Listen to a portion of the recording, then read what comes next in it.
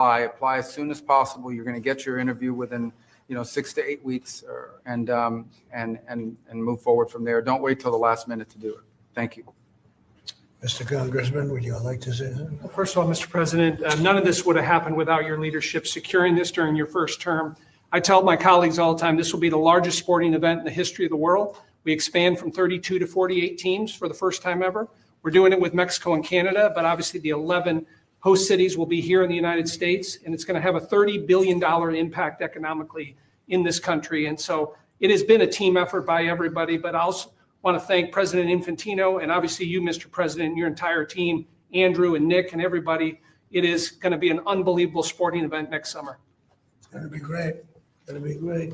Andrew, would you like to say something? Sure. I think we'll have somebody much more important. much more important. And honestly, without her work, without Secretary of State Rubio's work in the State Department, this would not happen. Without your leadership and your vision, this would not have happened. I think 2 key points.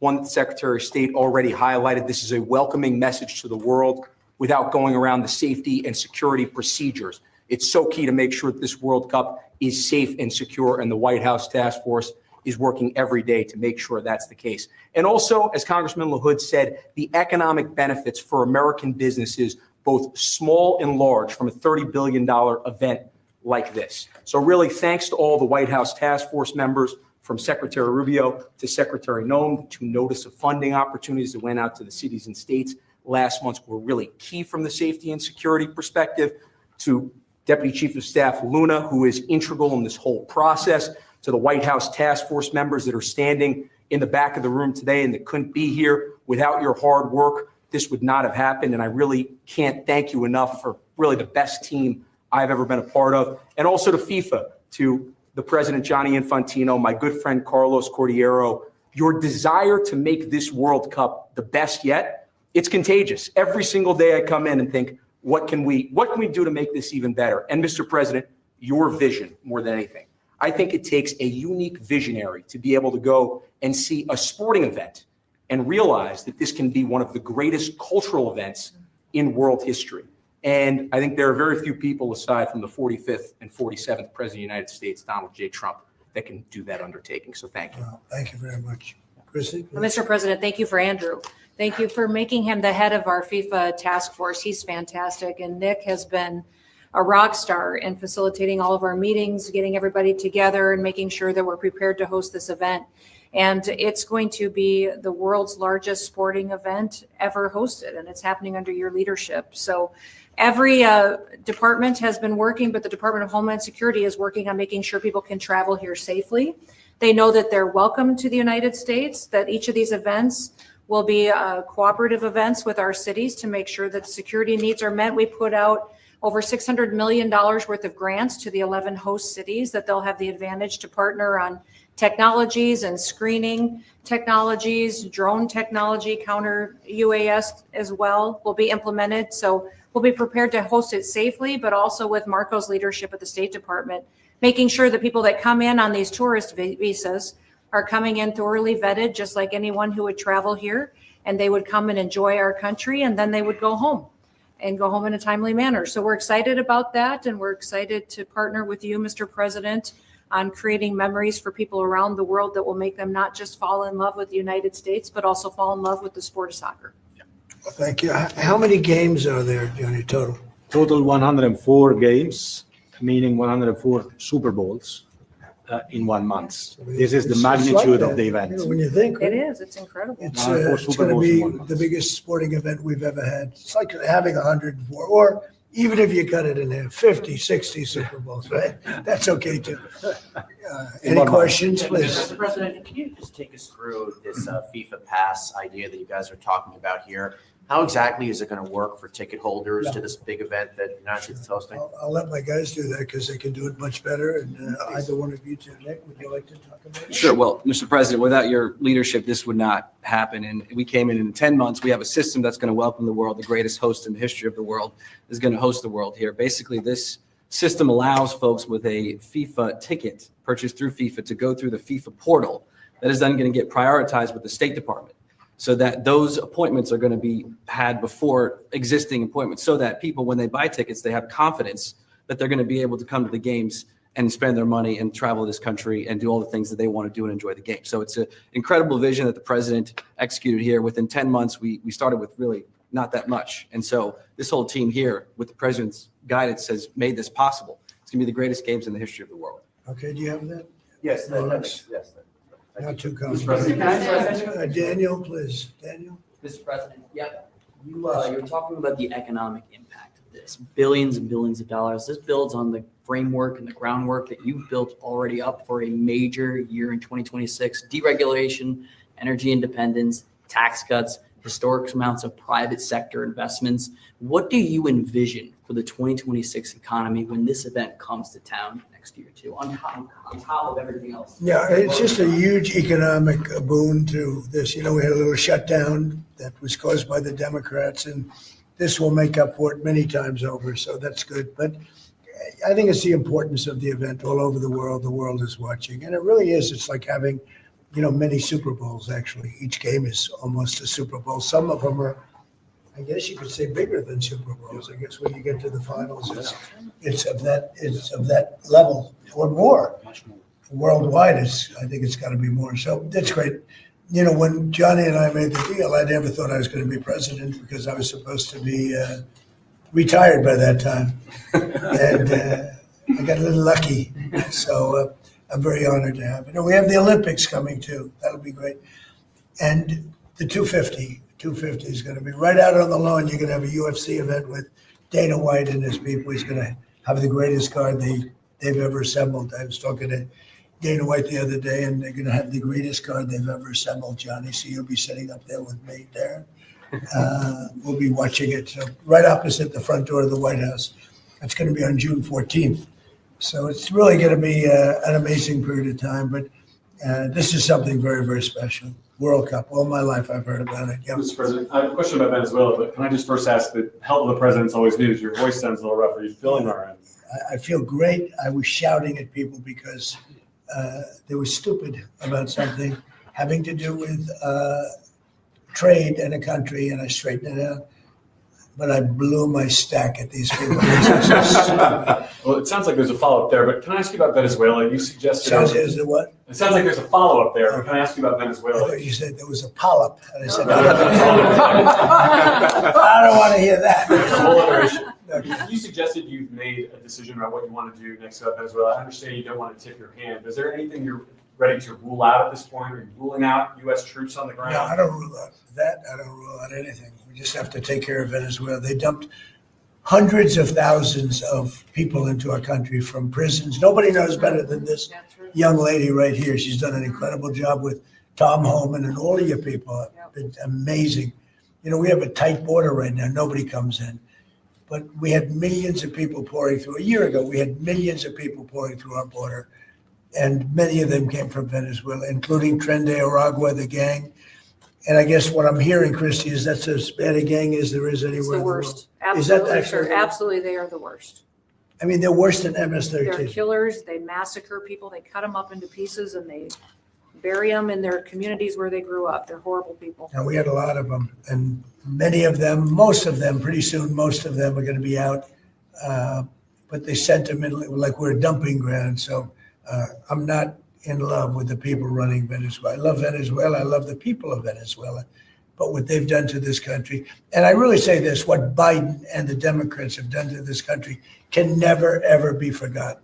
You suggested Maduro wants to talk. Are you prepared to speak with him directly? Would you commit to doing that before you order strikes? Yeah, I probably would talk to him. Yeah, I talk to Mr. everybody. President, Mr. Mr. President, Go ahead, follow please. up on Garrett, was that what you were Please, go referring ahead. to? Was that India? Yeah, Rebecca Zuckwood, Blaze News. So in a recent interview, you had made some remarks about H-1B visas. You said about H-1B visas, Yeah. you said that there were certain talents that Americans needed to outsource to foreign workers. Could you clarify? Until they learn that, yeah. Like, for instance, if you're going to be making chips, we don't make chips too much here anymore, but we are going to be in a period of a year. We're going to have a big portion of the chip market.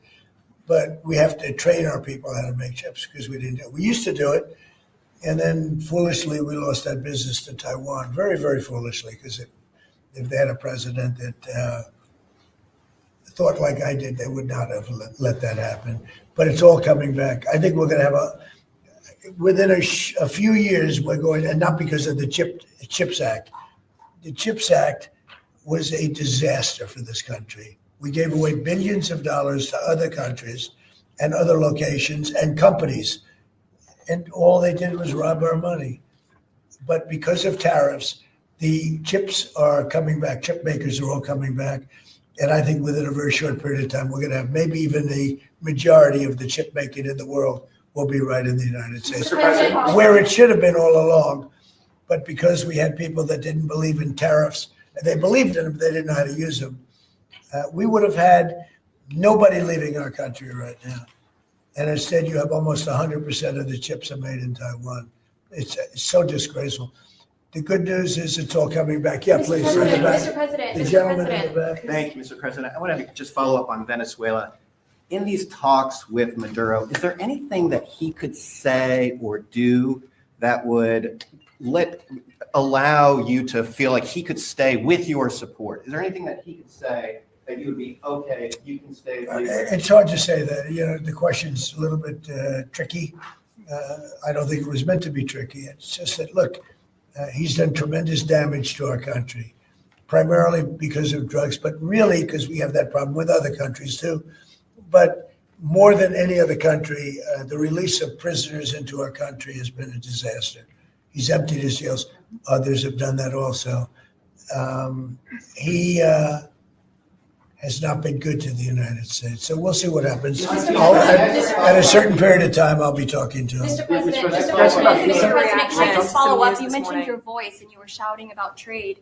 Which country in particular upset you? Was it India? No, a country wanted to try and renegotiate the terms of their trade deal, and I wasn't happy about But it. which country was it? People want to know. Why would I say that to you? Why would I can't believe it? Mr. President, on the World Cup, if you would, Seattle and the World Cup. The new mayor-elect of Seattle is a Democratic Socialist. Seattle has or beyond. I watched her. Right, Seattle has That's more than socialism. Right, Seattle has 6 World Cup games. How close are you going to be watching that city with the crime in that city? Well, if we think, and I'll have to speak to Johnny about this, but if we think that the mayor of LA is incompetent, everybody knows that. You know that I was there, I guess, 2 years ago, and we got all the federal permits taken care of, far more complex than the state permits and the city permits. And Lee Zeldin, who's a superstar, got everything taken care of. The toughest part, having to do with the fires, that should have never happened. If they let the water come in, it wouldn't have happened, right? Do you know that people aren't building their houses yet? I mean, can you imagine that? And if we didn't go in early on, Christy, I think we can say it. Well, the head of their police department said it. They were unable to handle. You would have had, not only did you have the fires, but you would have had total insurrection in Los Angeles. And if we didn't go in, and the head of, the gentleman, he said it, and he said it strongly, he said we could not have done it without the federal government. We did a great job. If we think there's going to be a sign of any trouble, I would ask Johnny to move that to a different city. We have a lot of cities that would love to have it number one, and we'll do it very safely. So if we think there's a problem in Seattle where you have a very, very liberal/communist mayor, I would say, it's certainly beyond just liberal. I watched her over the weekend. Wow, that's another beauty we got there. But if we think there's going to be a problem, Johnny, can I say we will move? I don't think you're going to have this problem, but we're going to move the event to someplace where it's going to be appreciated and safe. Yeah, well, I think safety and security is the number one priority for a successful World Cup. We can see today that people have trust in the United States when we see at the ticket sales, we sold, record-breaking figures of tickets, almost 2 million already sold out of 2 million that we have been selling. This is because people, they know that they will be coming here and they will experience a safe and secure World Cup. This is the responsibility, of course, of the government, of Secretary Norm, of everyone.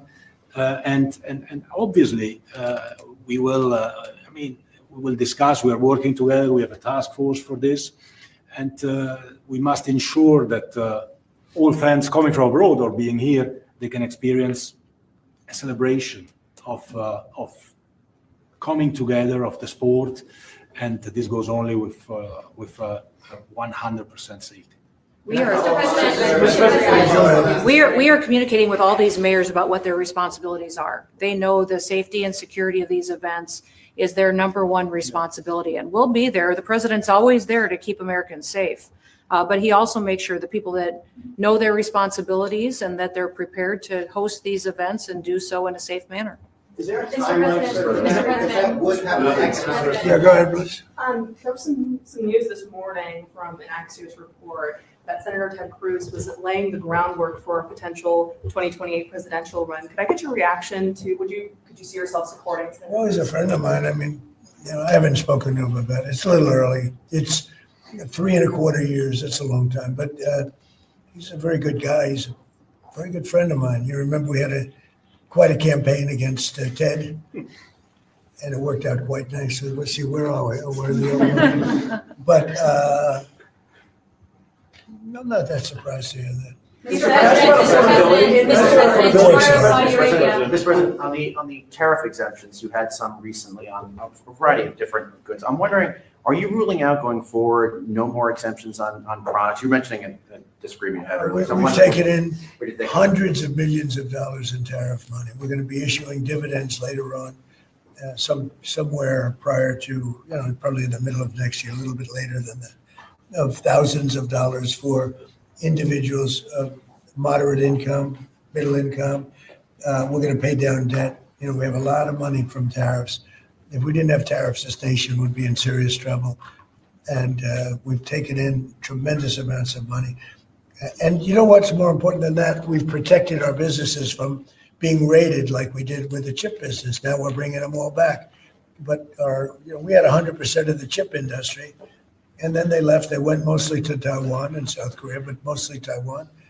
And they have almost 100%. And we're going to have, within a short period of time, a big percentage of the chip business are coming back because of tariffs, because they don't want to pay the tariffs, because the tariffs will be very steep if they don't come back, and they've committed to come back. As you probably heard, Apple is now up to $700 billion. We have NVIDIA at $600 billion. We have tremendous amounts of money pouring in.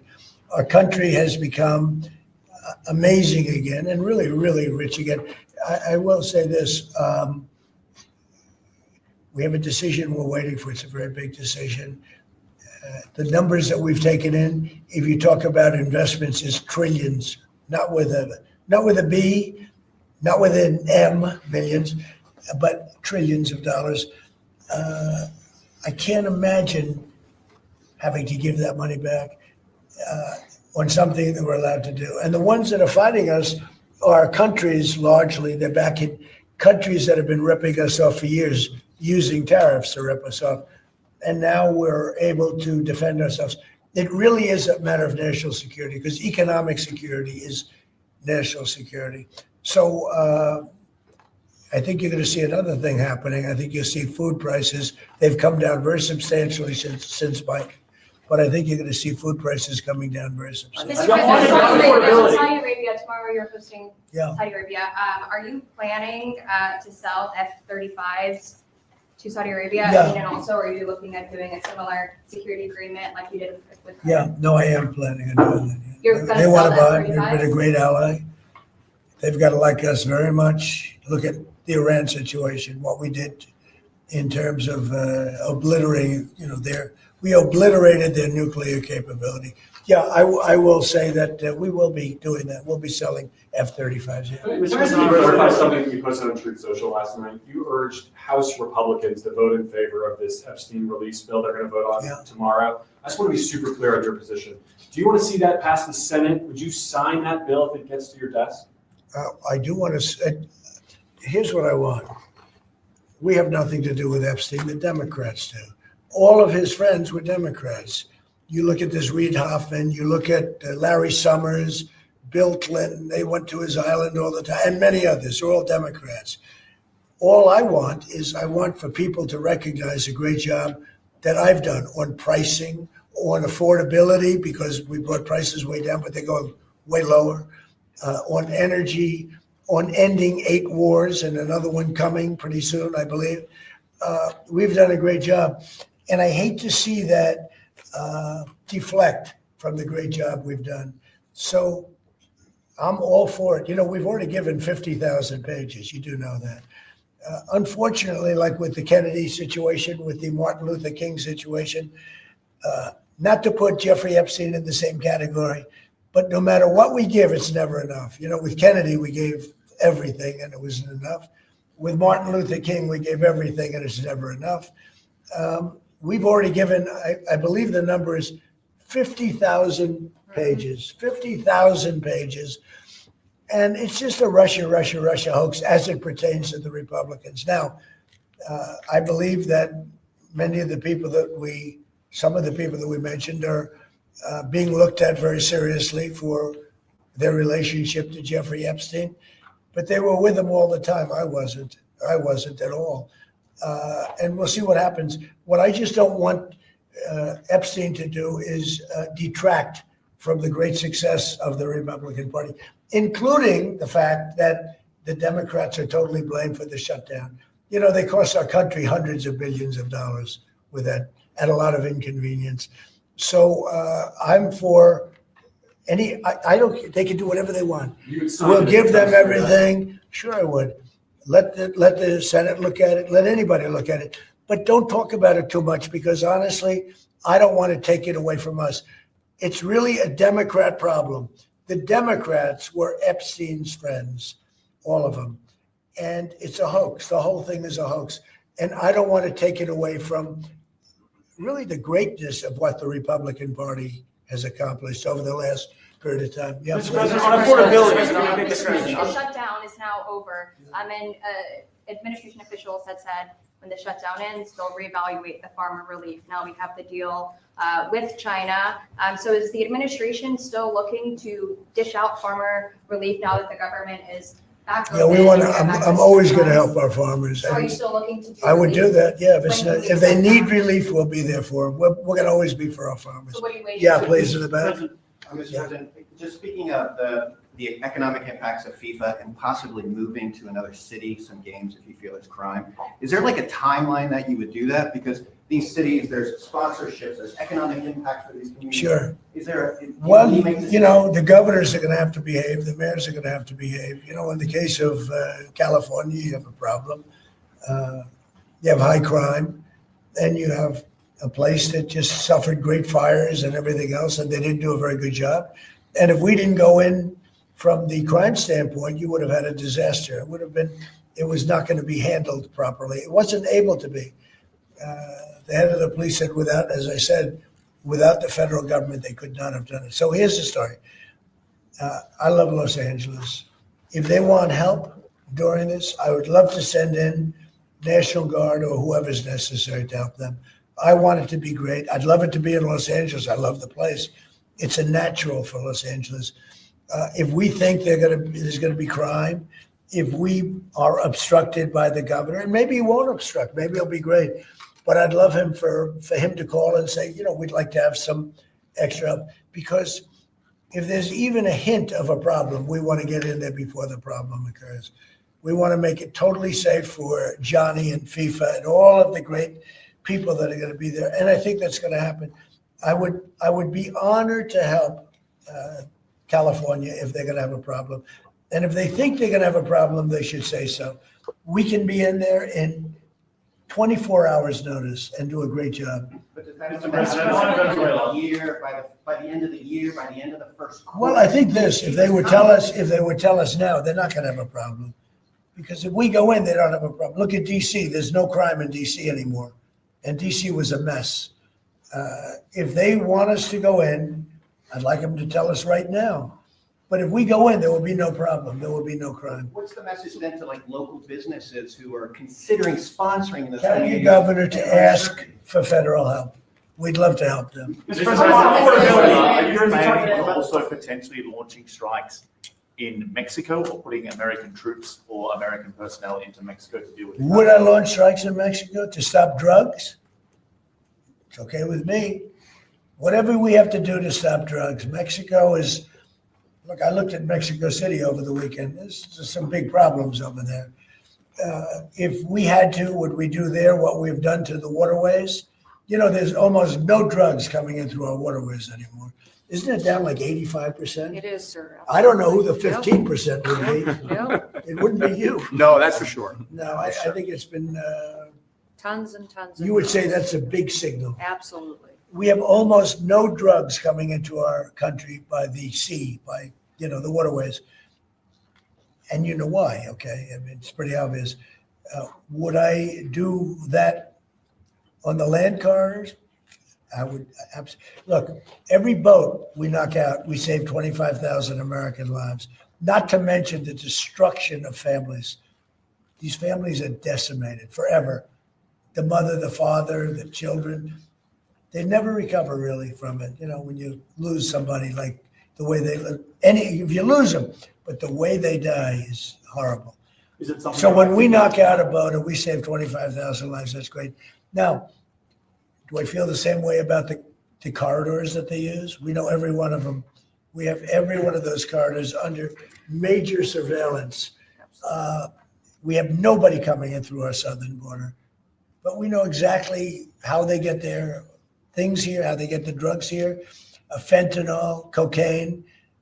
Colombia has cocaine factories where they make cocaine. Would I knock out those factories? I would be proud to do it personally. I didn't say I'm doing it, but I would be proud to do it because we're going to save millions of lives by doing it. Would you only do it with Mexico's permission, though? I wouldn't answer that question. I've been speaking to Mexico. They know how I stand. We're losing hundreds of thousands of people to drugs. So now we've stopped the waterways, but we know every route. We know every route. We know the addresses of every drug lord. We know their address. We know their front door. We know everything about every one of them. They're killing our people. That's like a war. Would I do it? I'd be proud to. I'd probably go into Congress and say, hey, and you know what? The Democrats and the Republicans would both agree, unless they're crazy. And they are a little crazy on the Democrat side. But we have lost hundreds of thousands of people a year, death. And that's not talking about family destruction, that's talking about that. And much of it comes through Mexico. So let me just put it this way. I am not happy with Mexico, okay? Thank you very much. Thank you, press. Thank you, press. Thank you, press. Thank you. Thank you, press. Thank you, press. Thank you, press. Thank you, press. Who are you yelling at? Thank you, press. Thank you, press. Tell you, maybe Next week. Thank you, press. Keep going. Thank you, press. That's us. We're press. You good.